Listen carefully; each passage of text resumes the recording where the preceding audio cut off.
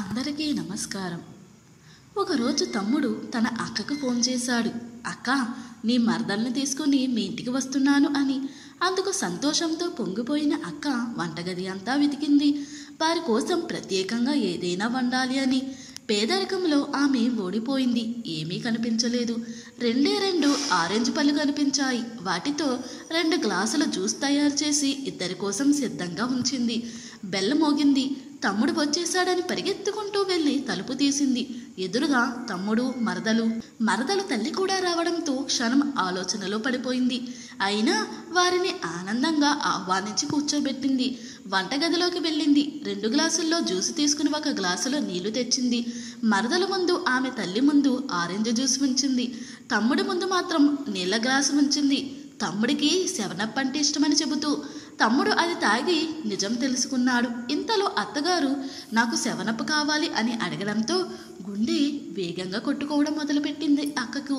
అక్క, నువ్వు కూర్చో, నేను తెస్తానని చెప్పి వంటింట్లోకి వెళ్ళి 1 గ్లాసు కింద పడేశాడు.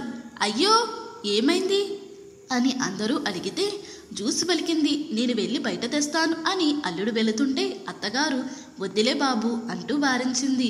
ఇక వెళ్ళొస్తామంటూ బయలుదేరారు ముగ్గురును. తమ్ముడు అక్క దగ్గరకు వచ్చి చేతులు పట్టుకుని, అక్క జాగ్రత్త, వంటగదిని శుభ్రంగా తుడిచే, లేదంటే చీమలు వచ్చేస్తాయి అని చేతిలో కొంత డబ్బును చేతిలో పెట్టాడు. భార్యకు, అత్తగారికి కనిపించకుండా డబ్బులను, అక్కకు తెలియకుండా కంటి నీరును దాచుకుంటూ అక్క కష్టాన్ని కాస్త తాను పంచుకుంటూ ఇక నుంచి తరచూ పనుల మీద ఈ ఊరు రావలసి వస్తుంది.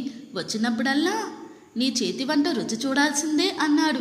భవిష్యత్తులో చేయవలసిన వాటికి బీజం వేస్తూ ఆలోచించుకుంటూ, సోదరులంటే ఇలా ఉండాలి కదా.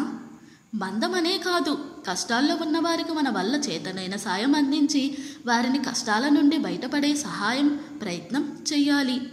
ఆత్మీయతను కోల్పోకండి. దయచేసి మనకు అందరూ దొరుకుతారు. ఎక్కడైనా తోడబొట్టిన వాళ్ళను కోల్పోతే వాళ్ళు దొరకరు. ఏదైనా విభేదాలు ఉన్నా మనమే 1 అడుగు ముందుకు వేసి కలుపుకోవడంలో తప్పులేదు. ఏమంటారు? ఇలాంటి ఆత్మీయతలను, అనుబంధాలను నేడు మనం కోల్పోతున్నాం.